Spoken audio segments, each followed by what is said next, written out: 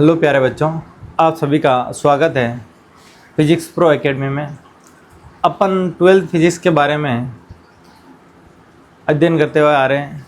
12th का जो physics का फर्स्ट चैप्टर है उसके जो लास्ट पार्ट में अपन आ रहे हैं। अभी अपन गॉस के नियम के अनुप्रयोग के बारे में बात करेंगे। इससे पहले अपन ने 10 लेक्चर कंप्लीट कर लिए, तो उन 10 लेक्चर को आप देखते हुए आना, अच्छे से पढ़ते हुए आना।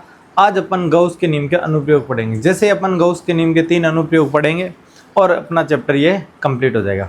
इसके मैक्सिमम 2 लेक्चर और आने वाले हैं, एक ये आज का, एक और नेक्स्ट कल। आपकी ये फिजिक्स का फर्स्ट चैप्टर क्या हो जाएगा, कंप्लीट हो जाएगा। उसके बाद में कुछ इंपॉर्टेंट क्वेश्चन करेंगे अपन फर्स्ट चैप्टर का, और उसके बाद में सेकेंड क्वेश्चन स्टार्ट करेंगे। तो कंटिन्यू देखें, आराम से देखते रहें सारे के सारे वीडियो और रिवीजन करते रहें। और नोट्स बनाने ज़रूरी है। जब तक खुद से नोट्स नहीं बनाओगे तब तक आप उस चीज़ को समझने में इतने सफल नहीं हो पाओगे, या फिर उसको याद लंबे समय तक रख नहीं पाओगे। इस चीज़ को विशेषकर ध्यान रखना है, क्योंकि जब तक खुद से लिखेंगे नहीं आपके दिमाग में वो बात बैठेगी नहीं, और दिमाग में नहीं बैठेगी तो वो लंबे समय तक नहीं रहेगी। हो सकता है अभी आपको तुरंत समझ में आ जाए बोर्ड पर, फिर 1-2 दिन बाद वापस आप भूल जाओ। तो विशेषकर ध्यान रखना है, नोट्स बनाने, अच्छे से समझना है। कहीं पर भी कन्फ्यूजन है आप मुझे पूछ सकते हो वापस, ठीक है। अब अपन स्टार्ट करते हैं गॉस के नियम का पहला अनुप्रयोग। तो वो रहेगा अनंत लंबाई के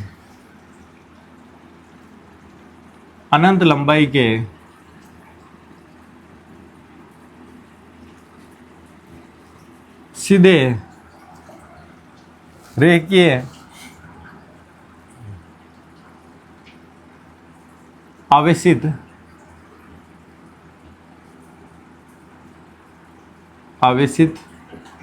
तार के कारण विद्युत क्षेत्र की तीव्रता।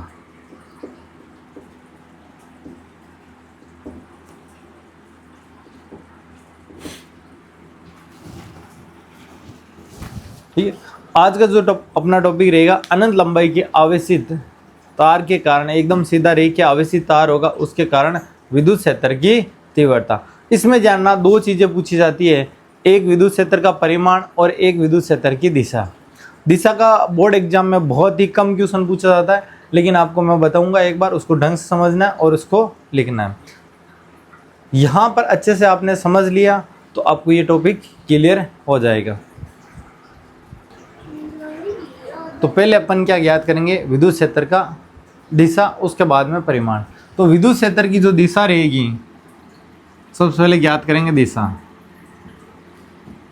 इसके डायग्राम को ढंग से समझना है, उसी को अपन थ्योरी के रूप में लिखते हैं। तो एक अनंत लंबाई का आवेशित तार है, इस पर मान लो ये मैंने प्लस क्यू आवेश वितरित कर दिया है। ये आवेश तार पर एक समान रूप से, तार पर क्या रहेगा, एक समान रूप से क्या रहेगा, वितरित रहेगा। अब तार के कारण किसी भी बिंदु पर विद्युत क्षेत्र की दिशा पूछ ले। मान लो यहाँ पर विद्युत क्षेत्र की दिशा पूछ ले, बिंदु P पर विद्युत क्षेत्र की दिशा क्या रहेगी। तो जाना यहाँ पर P के सामने इस बिंदु को मैं O बिंदु मानूंगा, ठीक है। एक अनंत लंबाई का आवेशित तार है। आवेशित तार के कारण किसी बिंदु O से लंबवत स्थित बिंदु P, क्या लैंग्वेज लिखूँ, O से लंबवत स्थित बिंदु P पर विद्युत क्षेत्र की तीव्रता। P को थोड़ा सा आगे ले रहा हूँ मैं, P पर विद्युत क्षेत्र की तीव्रता ज्ञात करेंगे। क्वेश्चन क्या रहेगा, ध्यान से समझना है। अनंत लंबाई का आवेशित तार है, इस पर एक समान रूप से धन आवेश वितरित किया गया। आपको P पर विद्युत क्षेत्र की तीव्रता पूछी गई है। तो लैंग्वेज क्या रहेगी, एक अनंत लंबाई के आवेशित तार के किसी बिंदु O से लंबवत R दूरी पर, यहाँ से कितनी दूरी पर, R दूरी पर स्थित बिंदु P पर विद्युत क्षेत्र की तीव्रता ज्ञात करें। अब तीव्रता ज्ञात करने के लिए क्या करेंगे, इस बिंदु O से y दूरी ऊपर, यानी ये दूरी y दूरी ऊपर और y दूरी नीचे, अल्पांश लंबाई लेते हैं। इस अल्पांश लंबाई का मान हो जाएगा dl, इसका भी मान क्या हो जाएगा dl। इस अल्पांश लंबाई पर जो आवेश होगा वो हो जाएगा dq, और यहाँ पर भी कितना हो जाएगा dq। यानी अल्पांश लंबाई समान है तो आवेश भी क्या होंगे, समान के समरूप आवेशित रेखीय तार है। तो जाना ये अल्पांश दोनों बिंदु O से क्या समान दूरी पर, और बिंदु P से भी क्या रहेगा, समान दूरी पर। बिंदु P से भी क्या रहेगा, समान दूरी पर।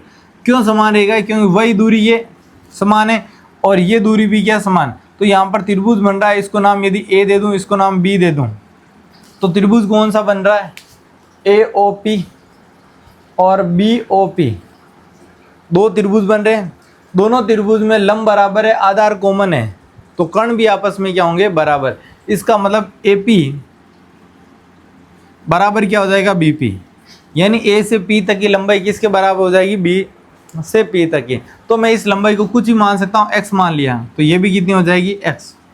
तो अल्पांश के कारण है, यानी डी ए अल्पांश के कारण x दूरी पर स्थित बिंदु P पर विद्युत क्षेत्र का फॉर्मूला क्या हो जाएगा, विद्युत क्षेत्र का फॉर्मूला होता है E बराबर KQ, Q की जगह क्या हो जाएगा, DQ बटा R स्क्वायर, R की जगह क्या हो जाएगा, x स्क्वायर। और दिशा कौन सी होगी, इसकी दिशा E1 की दिशा ये वाली रहेगी, E1 वेक्टर। मैंने इसको 1 मान लिया, E1 वेक्टर। दिशा कौन सी हो जाएगी, A से P की ओर, A से P की ओर। इसी प्रकार B बिंदु पर जो अल्पांश है DQ आवेश है, इसके कारण बिंदु P पर विद्युत क्षेत्र की दिशा E2 मान लूंगा, E2 बराबर क्या हो जाएगा, KQ, Q की जगह DQ बटा x स्क्वायर। दिशा क्या हो जाएगी, B से P की ओर, B से P की ओर। ये दिशा जानना, ये दिशा कौन सी हो जाएगी, ये वाली E2 वेक्टर की।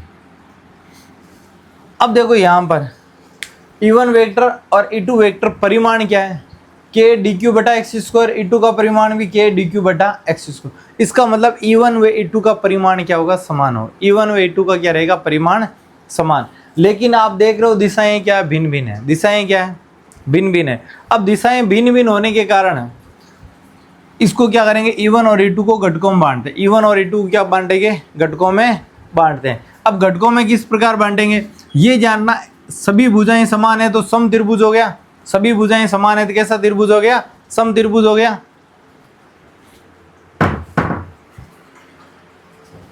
सभी भुजाएं समान है, सम त्रिभुज, सम त्रिभुज के सभी कोण आपस में क्या होते हैं, बराबर। यानी ये थीटा होगा तो ये भी कितना होगा, थीटा। इसको आगे बढ़ाऊं मैं लाइन को, तो ये शीर्ष अभिमुख कोण भी आपस में कितने हो जाएंगे, समान हो जाएंगे। शीर्ष अभिमुख कोण भी आपस में क्या हो जाएंगे, समान हो जाएंगे। तो जाना घटकों में बांटेंगे तो थीटा के साथ वाला घटक हमेशा कोस होता है, थीटा के लंब वाला घटक कौन सा होता है, साइन होता है। तो जाना E1 को घटकों में बांटते तो E1 का ये घटक कौन सा हो जाएगा, E1 कोस थीटा, और ये वाला घटक कौन सा हो जाएगा, E1 साइन थीटा। इसी प्रकार E2 का ये वाला घटक कौन सा हो जाएगा, E2 कोस थीटा, और ये वाला घटक क्या हो जाएगा, E2 साइन थीटा। आपको पता परिमाण समान है, एंगल समान है, तो E1 साइन थीटा और E2 साइन थीटा परिमाण में समान और दिशा में क्या हो जाएंगे, विपरीत। परिमाण में समान हुए दिशा में क्या हो जाएंगे, विपरीत हो जाएंगे, जिसके कारण ये एक दूसरे को क्या करेंगे, निरस्त करेंगे। ये एक दूसरे को क्या करेंगे, निरस्त करेंगे। और परिणामी विद्युत क्षेत्र की दिशा क्या हो जाएगी, O से P की ओर। यानी धन आवेशी चालक तार है तो उससे लंबवत दूर की ओर, धन आवेशी चालक तार है तो उससे लंबवत दूर की ओर। और यदि ऋण आवेशी चालक तार होता तो विद्युत क्षेत्र की दिशा क्या हो जाती, तार के ओर हो जाती। तो ये विद्युत क्षेत्र की दिशा ज्ञात करने का तरीका रहेगा। इसकी लैंग्वेज भी इसी प्रकार लिखी जाएगी। तो लैंग्वेज लिख रहा हूँ, बाकी अन्य की नहीं लिखेंगे क्योंकि यहाँ पर पेपर में बहुत ही कम पूछा जाता है। विद्युत क्षेत्र की दिशा ज्ञात करने का तरीका बताइए या विद्युत क्षेत्र की दिशा ज्ञात कीजिए, ऐसा पेपर में बहुत ही कम बार, लगभग नगण्य बार पेपर में पूछा गया है। क्योंकि परिमाण तो पूछा जाता है लेकिन विद्युत क्षेत्र की दिशा बहुत कम पूछी जाती है। फिर भी आपको लैंग्वेज पता होनी चाहिए। एक अनंत लंबाई का रे की आवेशी तार लेंगे, एक तार लिया, अनंत लंबाई का सीधा चालक तार लिया, जिस पर एक समान रूप से प्लस क्यू आवेश वितरित कर दिया। इस तार के किसी बिंदु O से लंबवत R दूरी पर स्थित बिंदु P पर विद्युत क्षेत्र की दिशा ज्ञात करते हैं। उसके लिए O से y दूरी ऊपर और y दूरी नीचे dl अल्पांश लेंगे। y दूरी ऊपर व y दूरी नीचे dl अल्पांश लेंगे। अल्पांश पर आवेश का परिमाण क्या रहेगा, समान रहेगा। अल्पांश पर आवेश का परिमाण क्या रहेगा, समान रहेगा, तथा बिंदु P से दूरी भी दोनों की क्या रहेगी, समान। जिसके कारण E1 व E2 जो विद्युत क्षेत्र उत्पन्न होंगे उनके परिमाण भी क्या रहेंगे, समान, लेकिन दिशाएं क्या होती है, भिन्न भिन्न। इसलिए परिणामी दिशा ज्ञात करने के लिए इसको घटकों में वियोजित करेंगे, और घटकों में वियोजित करेंगे तो इसका साइन घटक परिमाण में समान और दिशा में विपरीत होने के कारण एक दूसरे को क्या करेगा, निरस्त करेगा, जबकि कोस घटक क्या हो जाएगा, जुड़ जाएगा। अतः परिणामी विद्युत क्षेत्र की दिशा धन आवेशी चालक तार के कारण कैसे होगी, तार के लंबवत दूर की ओर, और ऋण आवेशी चालक तार के कारण तार के लंबवत भीतर की ओर रहेगी। चाहो तो ये लिख सकते हो, वरना मैं बोर्ड पर लिख कर आपको बता देता हूँ। लिख सकते हो, सिंपल सा, एक दो बार सुनना इसको, ठीक है। वीडियो रोक रोक के वापस सुनते रहना, लिखते रहना, आसानी से लिख सकते हो। बहुत ही सिंपल लैंग्वेज है। अब अपन बात करेंगे इसके परिमाण की।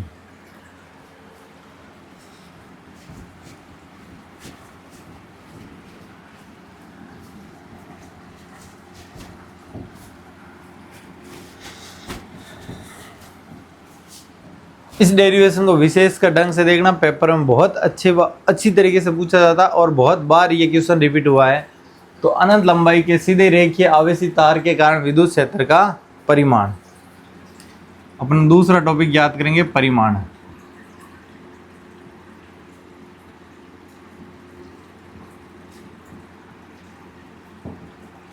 परिमाण किस प्रकार निकालेंगे ये चीज देखो। मैंने एक अनंत लंबाई का सीधा तार लिया, इस पर मैंने प्लस क्यू आवेशित कर दिया। इस पर एक समान रूप से आवेशित तार है, एक समान रूप से क्या आवेशित तार है। इस तार से आर दूरी पर, इस तार से कितनी दूरी पर, तार से आर दूरी पर मुझे विद्युत क्षेत्र की तीव्रता ज्ञात करनी है। यहाँ पर देखेंगे, यहाँ पर क्या क्वेश्चन है, कोई आवेशित तार है, उससे आर दूरी पर विद्युत क्षेत्र की तीव्रता। सतत आवेश वितरण के कारण किसी भी बिंदु पर विद्युत क्षेत्र की तीव्रता के लिए अपन ने गॉस का नियम का उपयोग करेंगे। तो गॉस के नियम को उपयोग करने के लिए मुझे क्या चाहिए, गॉसीय पृष्ठ की कल्पना करनी पड़ेगी। और गॉसीय पृष्ठ इस तार के चारों ओर किस तरह से हो सकता है, तो बेलन के आकार का हो सकता है। तो यहाँ पर अपन बेलनाकार गॉसीय पृष्ठ की कल्पना करेंगे। किसकी करेंगे, बेलनाकार गॉसीय पृष्ठ की। अब उस गॉसीय पृष्ठ की रेडियस क्या रखेंगे, तो जानना रेडियस इस प्रकार रखनी है कि इस तार से उसकी दूरी, उसके वक्राकार पृष्ठ की दूरी क्या हो, आर दूरी हो। इस तार से, जैसे ये तार है, इस तार से आर दूरी ये, तो आर दूरी चारों तरफ वो उसका वक्रीय पृष्ठ होना चाहिए। चारों तरफ उसका आर दूरी पर क्या होना चाहिए, वक्रीय पृष्ठ होना चाहिए। तो अपन गॉसीय पृष्ठ यूज करेंगे, वो आर त्रिज्या तथा एल लंबाई का एक बेलनाकार गॉसीय पृष्ठ की कल्पना करते हैं इस प्रकार। ठीक है, इस प्रकार का एक गॉसीय बेलनाकार पृष्ठ की कल्पना करेंगे। ये गॉसीय बेलनाकार पृष्ठ हो जाएगा। इस गॉसीय बेलनाकार पृष्ठ की रेडियस कितनी रहेगी, आर रहेगी। यानी इस वक्रीय पृष्ठ पर जो भी विद्युत क्षेत्र रहेगा वो तार से आर दूरी पर रहने वाला है। तो यही लैंग्वेज लिखूंगा। माना एक अनंत लंबाई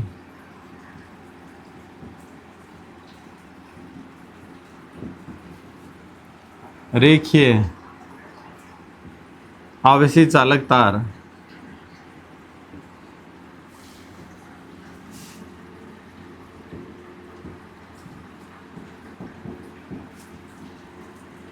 जिससे तार जिसके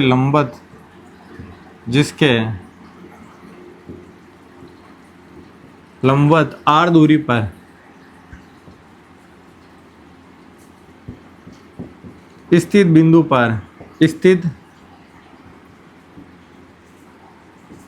पर विद्युत क्षेत्र की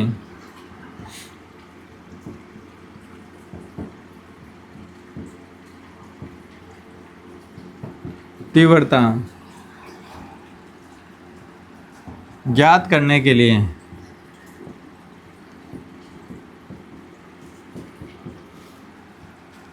आर त्रिज्या व एल लंबाई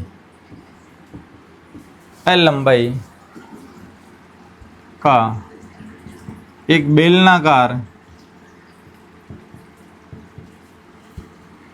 गॉसियन पृष्ठ की कल्पना करते हैं।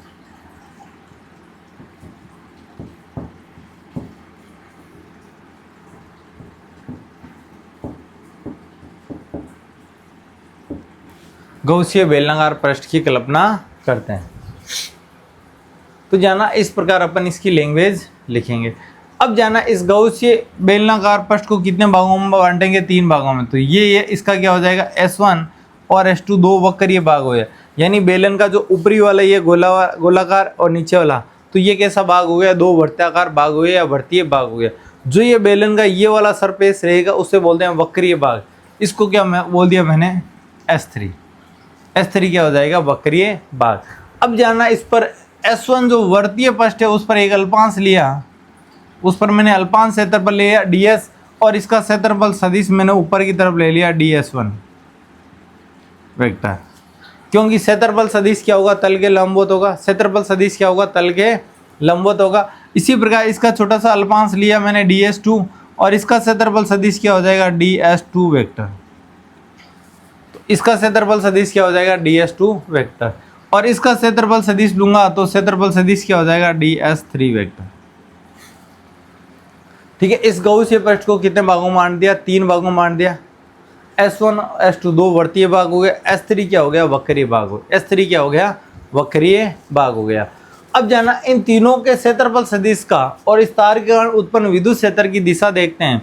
दिशा जानना अभी अपन ने देखा था, विद्युत तार के कारण जो विद्युत क्षेत्र की दिशा रहेगी वो हमेशा तल के लंबवत क्या रहेगी, बाहर की ओर, तार से तल के लंबवत बाहर की ओर। तो इस पॉइंट पर देखूं तो विद्युत क्षेत्र की दिशा मेरे पास ये प्राप्त हो रही है, ई वेक्टर। इस पॉइंट पर देखूं तो विद्युत क्षेत्र तल के लंबवत प्राप्त हो रही है, तार के तल के लंबवत नहीं, तार के लंबवत होगी विद्युत क्षेत्र की दिशा, और यहाँ पर क्या हो जाएगी, विद्युत क्षेत्र की दिशा ये हो जाएगी। ठीक है, यही लैंग्वेज के रूप में अपन लिखने वाले हैं। तो आगे क्या लिखेंगे, गौसीय पृष्ठ की कल्पना करते हैं तथा इस गौसीय पृष्ठ को, गौसियन पृष्ठ को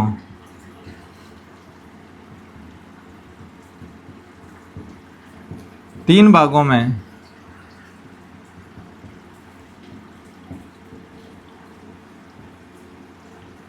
विभाजित किया जाता है।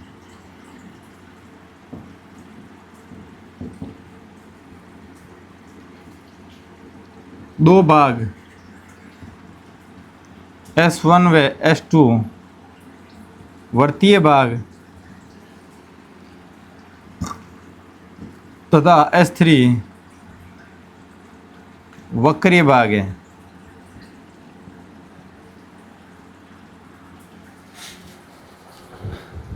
ठीक है, तो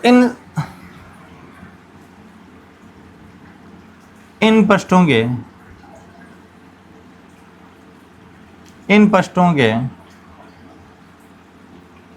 क्षेत्रफल सदिश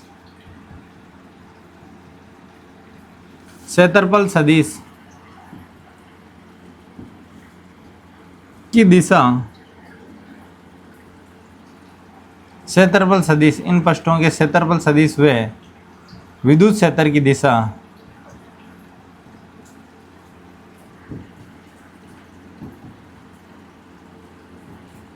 देखी जाती है।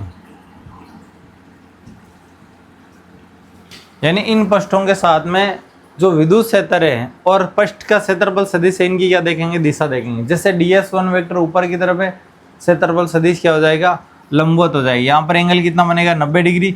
यहाँ पर भी एंगल कितना, 90 डिग्री, और यहाँ पर एंगल कितना बनेगा, 0 डिग्री। अब जानना इसको अपन आगे सोल्व करेंगे। यहाँ पर गौस का नियम लगाएंगे। क्या लगाएंगे, गौस के नियम से। गौस का नियम क्या कहता है, इंटीग्रेशन बंद पद का समाकलन E vector dot ds vector बराबर समेशन q बटा एप्सिलॉन नॉट। और समेशन क्या होता है, गौसीय पृष्ठ के भीतर कुल आवेश। समेशन q को क्या बोलते हैं, गौसीय पृष्ठ के भीतर कुल आवेश कितना होगा, इस चीज को जानना। अब यहाँ पर क्षेत्रफल को मैंने कितने भागों में बांटा, 3 भागों में बांटा, तो इसको 3 भाग में लिखेंगे, कन्वर्ट करेंगे। बंद पृष्ठ का समाकलन S1 E vector dot ds1 vector plus बंद पृष्ठ का समाकलन S2 E vector dot ds3 vector plus बंद पृष्ठ का समाकलन S3 E vector dot ds3 vector बराबर समेशन q बटा एप्सिलॉन नॉट। अब यहाँ पर इसको सोल्व करूँगा आगे।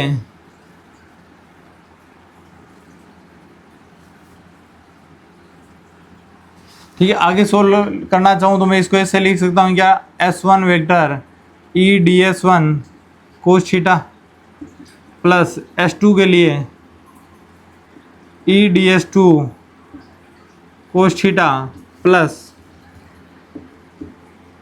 S3 के लिए E D S three cos theta बराबर समेसन क्यू बटा एप्सिलॉन नॉट। अब देखो यहाँ पर थीटा S1 और E के मध्य कोण, S1 और E के मध्य कोण कितना, समकोण त्रिभुज बन रहा है, सॉरी समकोण बन रहा है 90 डिग्री का, तो यहाँ पर थीटा बराबर कितना हो जाएगा 90। S2 पृष्ठ के लिए DS2 और E के मध्य DS2 वेक्टर इधर है और S2 E वेक्टर इधर है, तो दोनों के मध्य कितना कोण बन रहा है 90 डिग्री। इसी प्रकार DS3 और E के मध्य एंगल कितना होगा 0 डिग्री। तो ये यहाँ पर लिख रहा हूँ मैं, integration S1 E DS1 cos 90 plus integration S2 E DS2 cos 0 degree, sorry 0 नहीं होगा यहाँ पर, 2 के लिए कितना हो जाएगा, E इधर है वहाँ पर 90 degree plus S3 E DS3 और cos 0 डिग्री, यहाँ पर 90 डिग्री, क्योंकि S3 और E के मध्य DS3 और E के मध्य कितना है एंगल बन रहा है 0 डिग्री, बराबर आ जाएगा समेसन क्यू बटा एप्सिलॉन नॉट। अब यहाँ पर देखो cos 90 का मान 0, cos 90 का मान 0 और cos 0 का मान कितना होता है 1 होता है। तो जब किसी भी संख्या को 0 से गुणा करूंगा तो कंप्लीट क्या हो जाएगा 0 प्राप्त हो जाएगा। यहाँ पर भी किसी संख्या को 0 से गुणा करूंगा तो क्या प्राप्त हो जाएगा 0 प्राप्त हो जाएगा। इसी प्रकार यहाँ पर 1 से गुणा करूंगा तो एज इट इज प्राप्त होगा। तो अगली जो संख्या प्राप्त होगी वो कौन सी है, S3 E DS3 बराबर समेसन क्यू बटा एप्सिलॉन नॉट। यहाँ पर जानना, इसको मैंने समीकरण 1 दिया, इसको समीकरण 2 दे दिया, इसको मैंने समीकरण क्या दे दिया 2 दे दिया। अब अपने को क्या चाहिए, एक तो DS1 चाहिए और क्या चाहिए समेसन क्यू चाहिए। तो पहले समेसन क्यू का मान निकाल देता हूँ। समेसन क्यू क्या होता है, यानी इस बंद पृष्ठ के भीतर कुल आवेश, बंद पृष्ठ के भीतर कुल आवेश। तो मान लिया मैंने बंद पृष्ठ के भीतर आवेश कितना स्मॉल क्यू है, बंद पृष्ठ के भीतर जो आवेश होगा वो कितना हो जाएगा स्मॉल क्यू। यहाँ पर लिखना चाहो तो लिख सकते हो, यहाँ पर लिख सकते हो गौसियन पृष्ठ के भीतर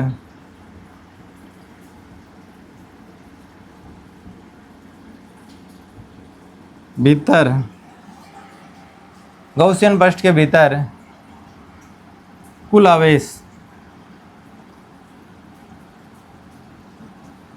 स्मॉल क्यू है। मान लेते हैं इससे ज़्यादा कोई प्रभाव नहीं पड़ने वाला, इसलिए अपन ने मान लिया। तो ये समेसन क्यू, चूंकि समेसन क्यू बराबर क्या हो जाएगा, क्यू के आपने रेखीय आवेश घनत्व पढ़ा था, क्या पढ़ा था रेखीय आवेश घनत्व। तो रेखीय आवेश घनत्व क्या था, लैम्डा बराबर कुल आवेश बटा कुल लंबाई, कुल आवेश बटा कुल लंबाई। और मैं यदि क्यू का मान निकालना चाहूँ तो लैम्डा इंटू एल लिख सकता हूँ, क्या लैम्डा इंटू एल लिख सकता हूँ। तो यहाँ पर कुल आवेश कितना है स्मॉल क्यू है, कुल आवेश कितना है स्मॉल क्यू। अब किस लंबाई में, स्मॉल एल लंबाई में, किस लंबाई में, यहाँ से यहाँ तक स्मॉल एल लंबाई है।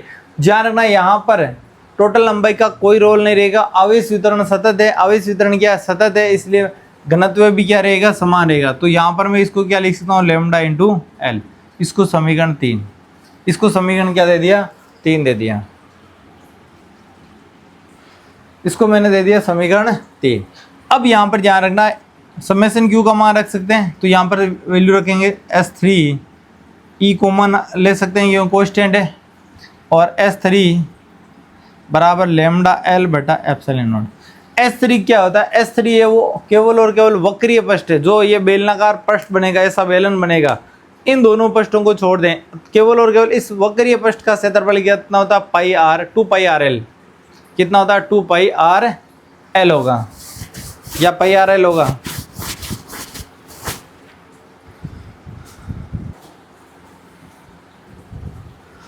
तो ये S3 वेक्टर क्या होगा DS3 क्या है, ये वक्रीय पृष्ठ है, यानी इस वक्रीय पृष्ठ का संपूर्ण क्षेत्रफल कितना होगा, वक्रीय पृष्ठ का संपूर्ण क्षेत्रफल। और वक्रीय पृष्ठ का संपूर्ण क्षेत्रफल का फॉर्मूला होता है 2 pi R L, 2 pi R L. तो यहाँ पर एक कोष्टक में लिख देता हूँ समेसन S3 DS3 बराबर क्या हो जाएगा 2 पाई आर एल, क्या हो जाएगा 2 पाई आर एल।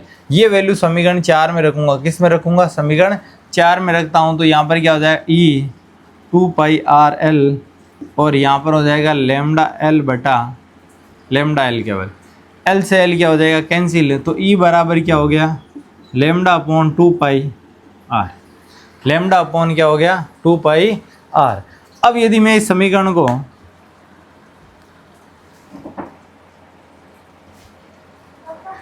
अच्छा यहाँ पर एप्सिलॉन नॉट भी तो है एक, यहाँ पर समेशन क्यू बटा एप्सिलॉन नॉट, तो समेशन क्यू की जगह क्या लिखेंगे लेमडा एल एप्सिलॉन नॉट, यहाँ पर रहेगा पीछे लेमडा एल बटा एप्सिलॉन नॉट, तो यहाँ पर एप्सिलॉन नॉट और रहेगा।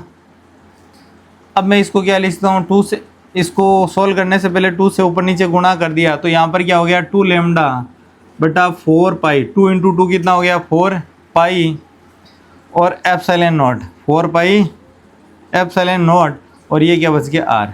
और 1/4 पहले एप्सिलॉन नॉट को क्या लिखा जा सकता है 2 के लेमडा अपॉन आर।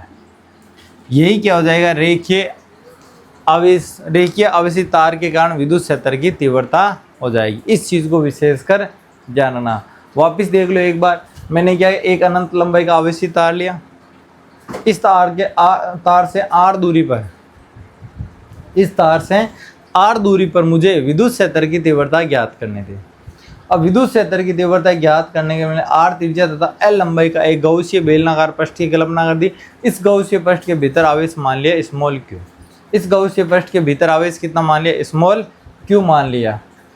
अब जानना इस गौसीय पृष्ठ को 3 भागों बांटेंगे। क्यों बांटेंगे? क्योंकि इनके तीनों के क्षेत्रफल सदिश क्या अलग अलग है, जिनकी विद्युत क्षेत्र के साथ में दिशाएं भी क्या प्राप्त हो रही है अलग अलग प्राप्त हो रही है। इसलिए मैंने गौसीय पृष्ठ को कितने भागों बांट दिया 3 भागों में बांट दिया। 2 भाग तो कैसे हो गए वर्तीय हो गए, एक भाग कैसा हो गया वक्रीय हो गया, एक भाग कैसा हो गया वक्रीय हो गया। अब जाना इसका जो S1 क्षेत्रफल है उसका एक छोटा सा भाग लिया ds1 और इसका क्षेत्रफल सदिश क्या बना दिया ऊपर की ओर। क्षेत्रफल सदिश क्या होता है सदैव तल के लंबवत दूर की ओर। क्षेत्रफल सदिश सदैव क्या होता है तल के लंबवत दूर की ओर। इसी प्रकार S2 वेक्टर है नीचे की ओर रहेगा, तो नीचे की ओर क्षेत्रफल सदिश बनेगा तल के लंबवत बाहर की ओर, तल के लंबवत बाहर की ओर ds2 वेक्टर। और ये वक्रीय पृष्ठ है, इसका क्षेत्रफल सदिश क्या बनेगा हमेशा तल के लंबवत दूर की ओर, तो ds3। अब इनका अपन क्या देख रहे हैं विद्युत क्षेत्र के साथ में एंगल देख रहे हैं। विद्युत क्षेत्र तार के सदैव क्या रहेगा लंबवत, विद्युत क्षेत्र तार के सदैव क्या रहेगा लंबवत रहेगा। तो ई वेक्टर ये यहाँ से देखो विद्युत क्षेत्र तार से लंबवत इस प्रकार रहेगा, तो यहाँ पर 90 डिग्री कोण बनाएगा। इसी प्रकार विद्युत क्षेत्र तार से लंबवत इधर आएगा तो यहाँ पर भी 90 डिग्री कोण बनाएगा, और यहाँ पर लंबवत आएगा तो यहाँ पर एंगल कितना बनाएगा 0। ये इस डायग्राम के बारे में पूरी डिटेल में इस प्रकार लिखना है। अब उसके बाद में गौस के नियम का उपयोग करेंगे। गौस का नियम क्या कहता है बंद पृष्ठ का समान करेंगे E vector dot ds vector बराबर समेशन क्यू बटा एप्सिलॉन नॉट। और समेशन क्यू होता है जानना बंद पृष्ठ के भीतर कुल आवेश या गौसीय पृष्ठ के भीतर कुल आवेश, और ds होगा गौसीय पृष्ठ का क्षेत्रफल। ds क्या होगा गौसीय पृष्ठ का क्षेत्रफल। अब जानना यहाँ पर एंगल डिपेंड करता है, तो इसको 3 भागों में बांटा, तो मैं इस वेक्टर को भी कितने भागों में लिखूंगा 3 में, S1 S2 और S3 में, S1 S2 और S3 में।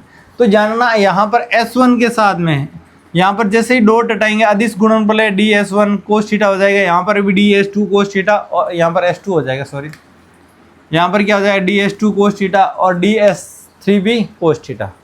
यानी S1 S2 S3 के लिए एंगल देखने हैं, तो S1 के लिए 90 डिग्री, S2 के भी लिए 90 डिग्री हो रहा है, और S3 के लिए क्या हो रहा है 0 डिग्री। अपन यहाँ पर लिख रहे हैं S1 के लिए 90 डिग्री, S2 के लिए 90 डिग्री और S3 के लिए कितना हो गया 0 डिग्री। बाकी मैंने समेशन क्यू बटा epsilon naught as it is लिख दिया। अब जानना है यहाँ पर मेरे पास 0 डिग्री वैल्यू 90 डिग्री का मान क्या होता है 0, 90 डिग्री कोस 90 बराबर 0 और कोस 0 बराबर कितना होगा 1। अब 0 से किसी भी संख्या से गुणा करूं क्या प्राप्त होगा 0, 0 को किसी भी संख्या से गुणा करूं क्या प्राप्त होगा 0। अब यदि 1 को किसी संख्या से गुणा करूं क्या प्राप्त हो जाएगा 1 हो जाएगा, क्या प्राप्त हो जाएगा 1 प्राप्त हो जाएगा। अब जानना है यहाँ पर जो ये 0 इसको लिखने की आवश्यकता नहीं, ये भी 0 लिखने की आवश्यकता नहीं, क्या लिखेंगे S3 समाकलन बंद पृष्ठ का S3 ई ds3 ये लिखेंगे। यहाँ पर बंद पृष्ठ लगाने भी जरूरी है, यहाँ पर बंद पृष्ठ लगाना जरूरी, इस चीज को जानना बराबर समेशन क्यू बटा एप्सिलॉन। अब समेशन क्यू का मान निकालना, समेशन क्यू बराबर क्या हो गया स्मॉल क्यू, क्योंकि अपन ने मान लिया गौसीय पृष्ठ के भीतर कुल आवेश कितना है स्मॉल क्यू है। अब स्मॉल क्यू बराबर क्या हो जाएगा लेमडा एल। लेमडा क्या होता है रेखीय आवेश घनत्व। अब सतत आवेश वितरण है तो उसका आवेश घनत्व सभी जगह समान होगा, जब समान होगा तो एल लंबाई से गुणा करेंगे, एल लंबाई, तो यहाँ पर अपन ई कोएफिशिएंट तो बाहर लेंगे, ds, अच्छा यहाँ पर गलत लिख दिया, ds3, और यहाँ पर समेशन क्यू की जगह लेंगे लैम्डा और एल, और एप्सिलॉन नॉट को एज इट इज लिख दिया। अब यहाँ पर ये क्या है, ये जाना वक्रीय पृष्ठ का अल्पांश क्षेत्रफल। इस अल्पांश क्षेत्रफल का जब कंप्लीट समाकलन करेंगे तो मेरे पास कंप्लीट वक्रीय क्षेत्रफल प्राप्त होगा, और कंप्लीट वक्रीय क्षेत्रफल कितना होता है, 2πrl। कंप्लीट वक्रीय पृष्ठ का क्षेत्रफल कितना होता है, 2πrl। अब वैल्यू मैं यहाँ पर रखूँगा तो इस L से L को काट दिया, यहाँ पर L है, इसको L को L से काटेंगे। अब यहाँ पर 2πr है, 2πr को उधर भेजेंगे तो भाग में आ गया। अब जाना lambda upon 2πr epsilon not है, 2 से ऊपर नीचे गुणा करना, तो मैंने क्या कर लिया, गुणा क्यों कर रहे हैं, क्योंकि यहाँ पर मेरे पास 4π एप्सिलॉन नॉट का मान पता है, k के बराबर होता है। 1/4π एप्सिलॉन नॉट किसके बराबर होगा, k के बराबर। यहाँ पर 2 है तो 4 करने के लिए मैंने इसको 2 से ऊपर नीचे गुणा कर लिया। जैसे ही गुणा किया ऊपर हो गया 2 लेमडा, नीचे 2 को गुणा किया 4π एप्सिलॉन नॉट इंटू r, और 1/4π एप्सिलॉन नॉट को क्या लिख सकता हूँ, k लिख सकता हूँ। तो e बराबर क्या हो गया, 2k लेमडा अपॉन r। यही क्या हो जाएगा, रेखीय आवेशित तार के कारण विद्युत क्षेत्र की दिशा हो जाएगी या परिमाण हो जाएगा। अब इसका वेक्टर बना देते हैं ठीक है। एक बार इसका स्क्रीनशॉट ले लो या फिर नोट्स बना लो रोक के। अब जाना इसका ग्राफ बनाते हैं ई व आर के मध्य। किसके मध्य बनाएंगे, ई व आर के मध्य ग्राफ बनाएंगे। तो ई और आर के मध्य ग्राफ कैसा होगा, ये एक बार देख लो। तो जाना ई व आर के मध्य जो ग्राफ होगा, ई और आर का मान जैसे जैसे बढ़ेगा ई का मान क्या होगा, कम होगा। कम होगा तो ये कैसा हो जाएगा, इस प्रकार परवलयाकार हो गया। कैसा हो जाएगा, परवलयाकार हो जाएगा। यदि ई और 1/r के मध्य ग्राफ पूछ ले, 1/r व ई के मध्य वक्र पूछ लिया जाए तो वो कैसा हो जाएगा, सरल रेखा में। कैसा हो जाएगा, सरल रेखा में प्राप्त होगा। इस चीज़ को जानना, क्योंकि 1/r की वैल्यू बढ़ाएंगे तो ई का मान भी बढ़ेगा। केवल r की वैल्यू बढ़ाएंगे तो ई का मान क्या होगा, कम होगा। तो ये क्या हो जाएगा, अनंत आवेशित तार के कारण विद्युत क्षेत्र की दिशा और परिमाण दोनों का डेरिवेशन है। विशेषकर परिमाण का जानना, अच्छे से पढ़ना। कोई भी चीज़ कन्फ्यूजन हो तो कमेंट करके